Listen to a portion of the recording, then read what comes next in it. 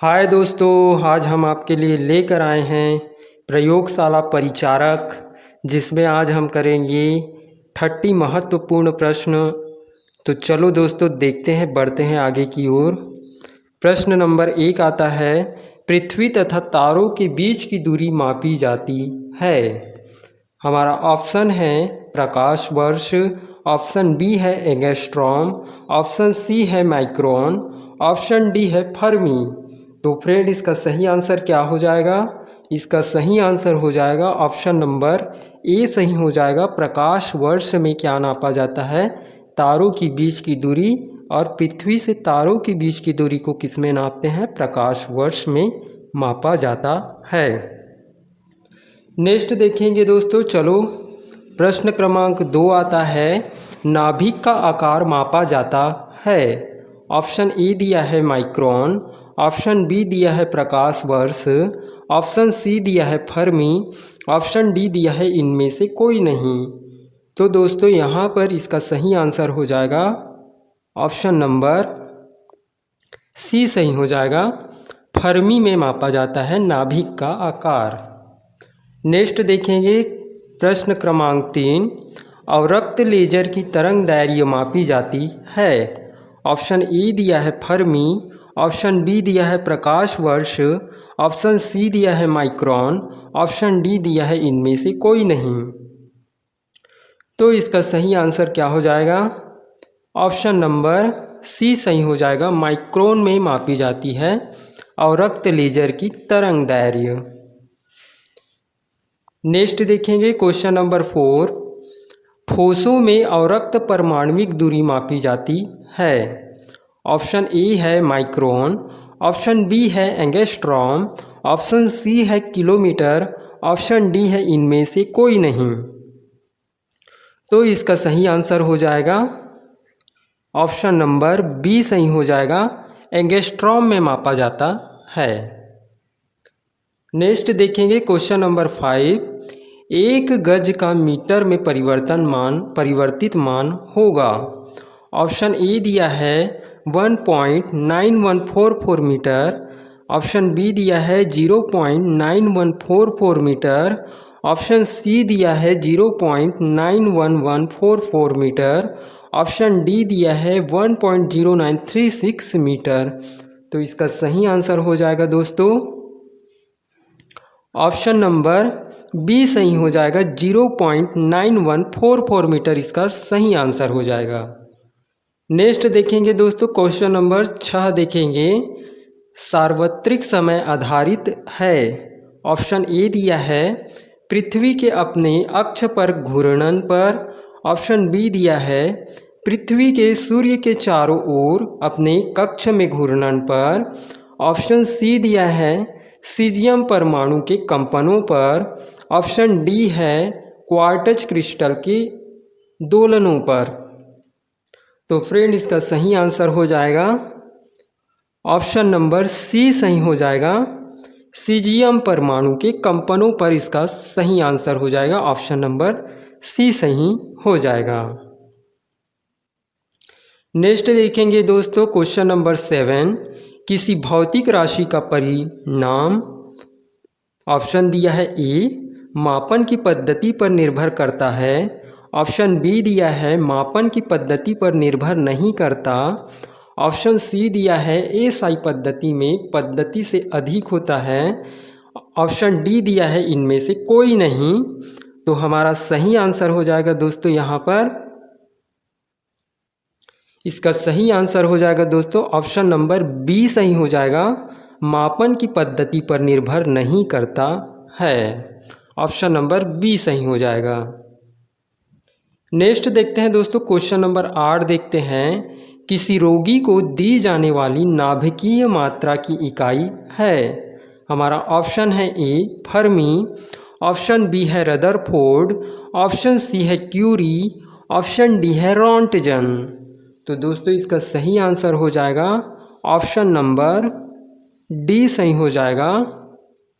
Doctor जो है वो रोगी को नाप की मात्रा देता है, लेकिन उसकी इकाई उस समय क्या होती है? फर्मी नहीं होती है। इसकी इकाई क्या होती है फ्रेंड? यार रोंटगन होती है। नेक्स्ट देखेंगे क्वेश्चन नंबर 9 देखेंगे और ये गति से संबंधित प्रश्न है। तो चलो देखते हैं। यदि किसी वस्तु को ऊर्ध्वाधर ऊपर की ओर फेंका जाए तथा वायु का प्रतिरोध नगण्य न माना जाए तो वस्तु के ऊपर जाने का समय ऑप्शन ए दिया है वस्तु के नीचे गिरने के समय के बराबर होगा। ऑप्शन बी दिया है वस्तु के नीचे गिरने के समय से कम होगा। ऑप्शन सी दिया है वस्तु के नीचे गिरने के समय से ऊपर होगा। ऑप्शन डी दिया है इनमें से कोई नहीं। तो दोस्तों यहाँ पर इसका सही आंसर हो जाएगा ऑप्शन नंबर बी सही हो जाएगा, वस्तु के नीचे गिरने के समय से कम होगा। यहाँ पर क्या होगा फ्रेंड, क्योंकि वायु का जो प्रतिरोध है उसको हम बिल्कुल नगण्य नहीं मान रहे हैं, थोड़ा बहुत क्या है प्रतिरोध है।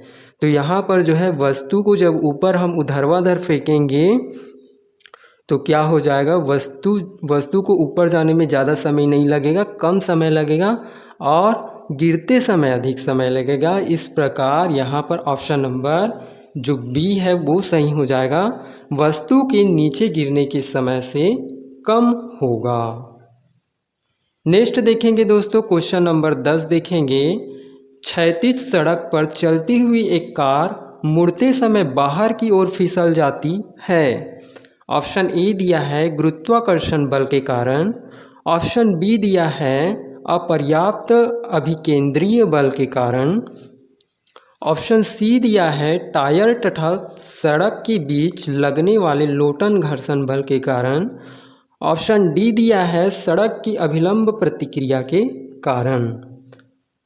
तो दोस्तों यहाँ पर इसका सही आंसर क्या हो जाएगा, तो इसका सही आंसर हो जाएगा फ्रेंड ऑप्शन नंबर बी सही हो जाएगा, अपर्याप्त अभिकेंद्रीय बल के कारण क्या हो जाएगा, जो चलती हुई एक कार है वो मुड़ते समय बाहर की ओर फिसल जाएगी। जो सेंट्रीफ्यूगल फोर्स है वो केंद्र पर लगता है। तो यहाँ पर क्या हो जाएगा, क्षैतिज सड़क पर चलती हुई जो एक कार है वो मुड़ते समय बाहर की ओर फिसल जाएगा जब उस पर पर्याप्त क्या नहीं लगेगा, सेंट्रीफ्यूगल फोर्स या कहे तो अभिकेंद्रीय बल अगर उस पर नहीं लगेगा। नेक्स्ट देखेंगे क्वेश्चन नंबर 11 देखेंगे। एक रेलगाड़ी उत्तर दिशा में जा रही है। कहाँ जा रही है दोस्तों, उत्तर दिशा में जा रही है। एक रेलगाड़ी उत्तर दिशा की ओर जा रही है। एक स्थान पर यहाँ उत्तर पूर्व की ओर मुड़ जाती है। तो यहाँ हम देखते हैं कि बाहरी पटरी की वक्रता त्रिज्या भीतरी पटरी से अधिक है, भीतरी पटरी की वक्रता त्रिज्या बाहरी पटरी से अधिक है। ऑप्शन बी है ये। ऑप्शन सी देखेंगे, किसी एक पटरी की वक्रता त्रिज्या अधिक है। ऑप्शन डी देखेंगे, दोनों पटरी की वक्रता त्रिज्याएं बराबर है। तो सबसे पहले यहाँ दोस्तों क्वेश्चन को आपको समझना आना चाहिए।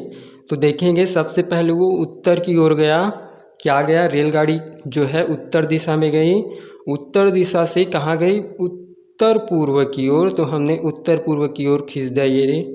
तो यहाँ पर देखिए वक्र टाइप का बनाएंगे हम, त्रिज्या वृत्त बना लेंगे।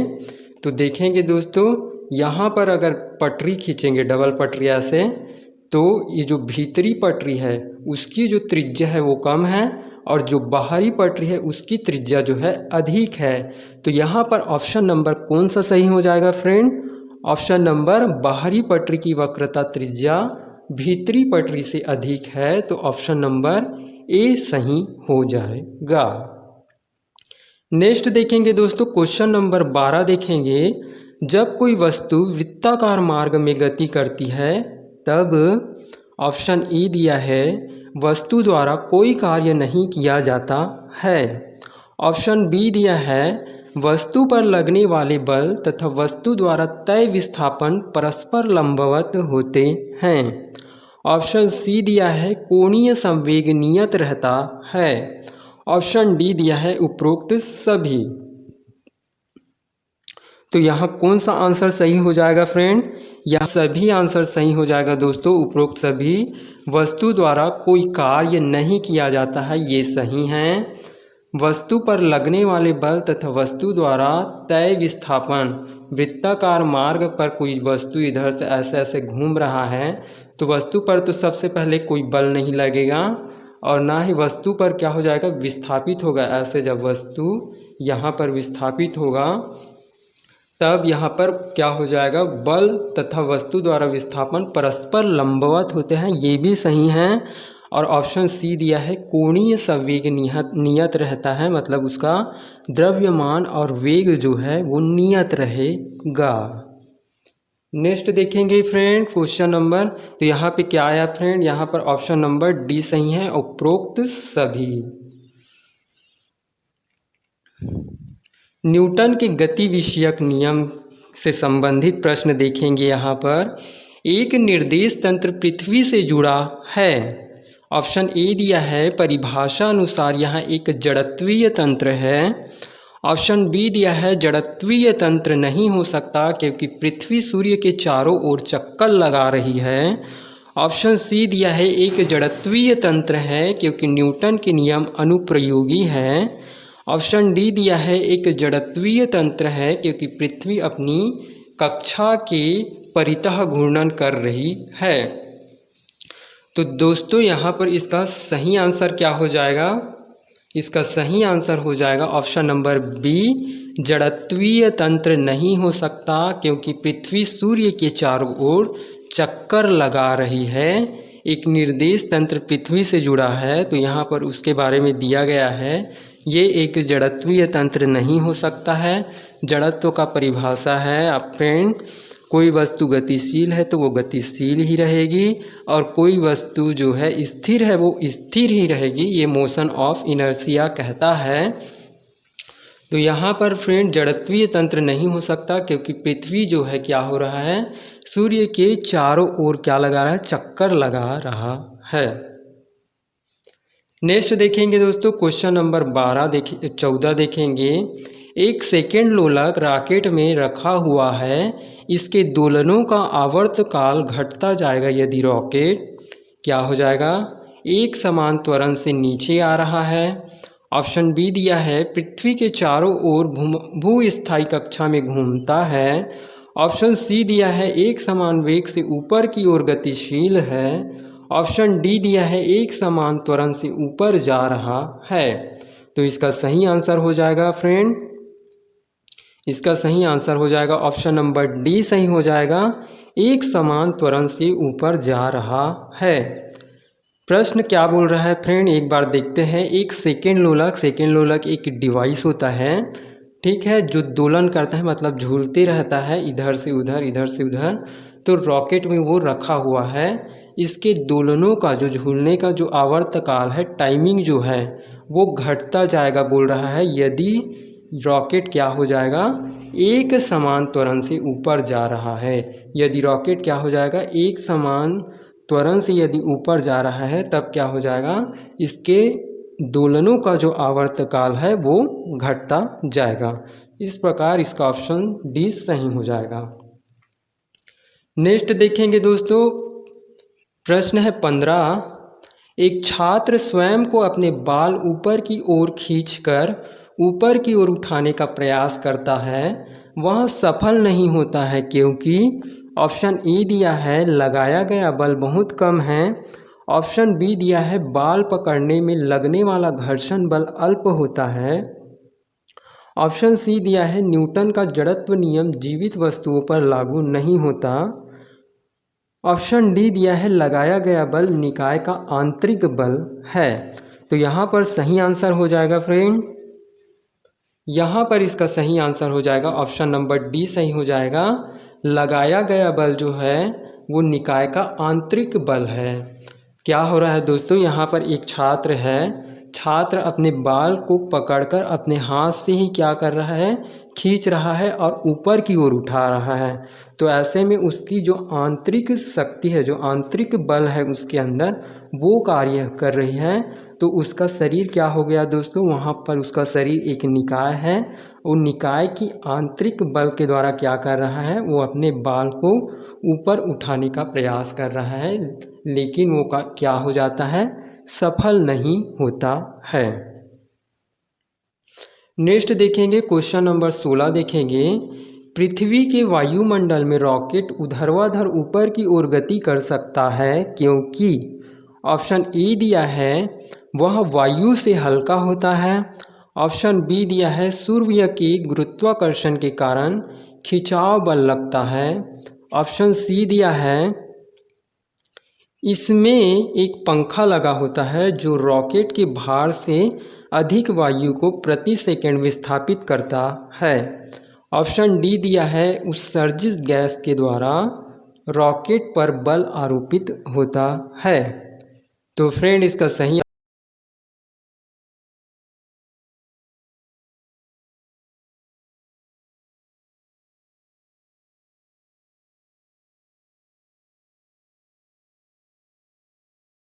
नेक्स्ट प्रश्न देखते हैं दोस्तों। क्वेश्चन नंबर 17 है, जब किसी गतिशील वस्तु की चाल को दोगुना कर दिया जाता है तो ऑप्शन ए दिया है इसका त्वरण दोगुना हो जाता है, ऑप्शन बी दिया है इसका संवेग दोगुना हो जाता है, ऑप्शन सी दिया है इसकी गतिज ऊर्जा दोगुनी हो जाती है, ऑप्शन डी दिया है इसकी स्थितिज ऊर्जा दोगुनी हो जाती है।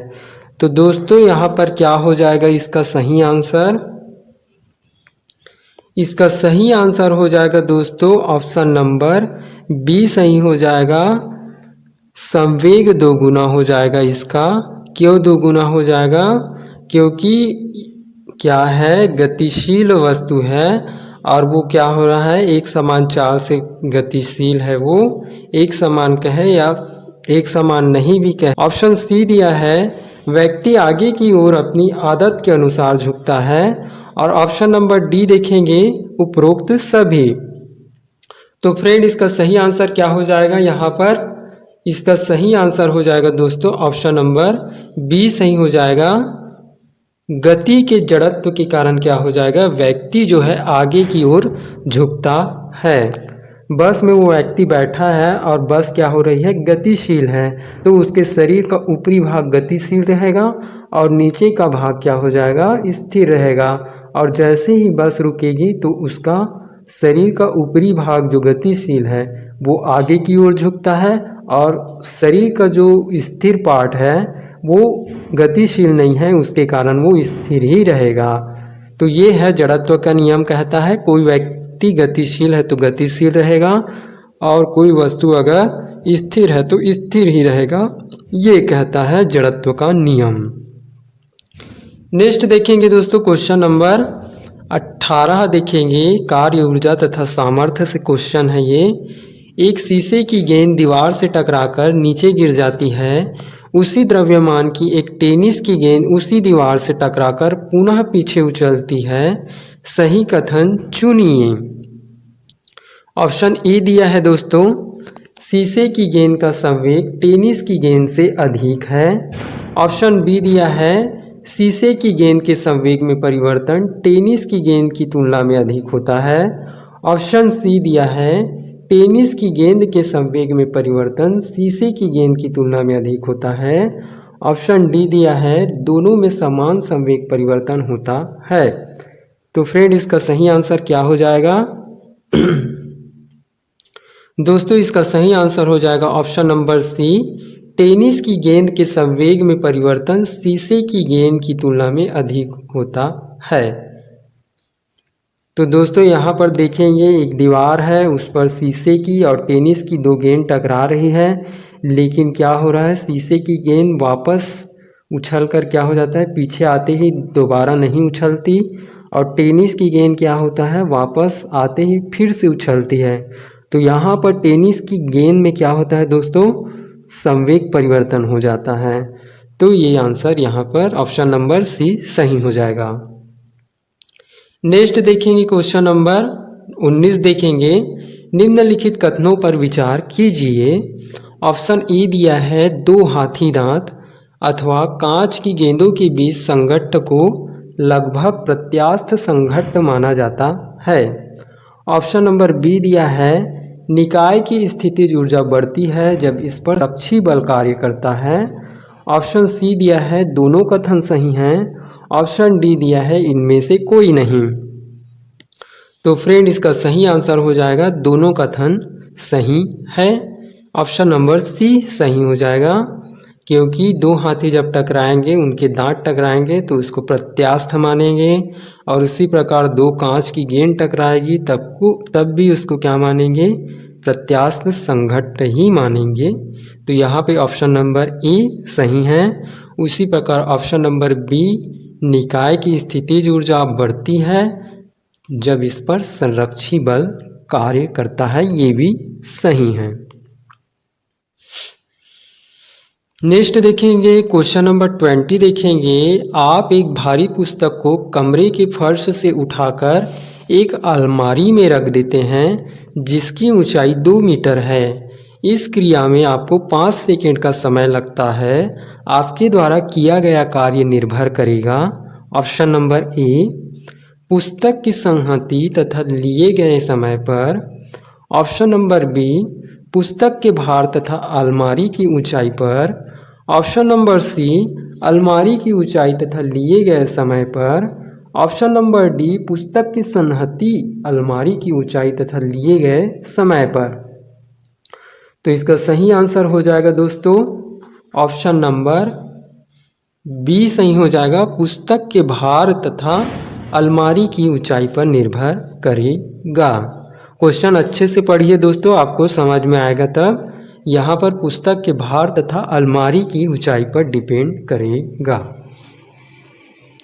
नेक्स्ट है दोस्तों क्वेश्चन नंबर 21। निम्नलिखित कथनों पर विचार कीजिए।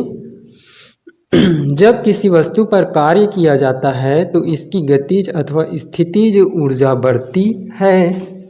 ऑप्शन नंबर बी जब किसी वस्तु द्वारा कार्य किया जाता है तो इसकी गतिज तथा अथवा स्थितिज ऊर्जा घटती है।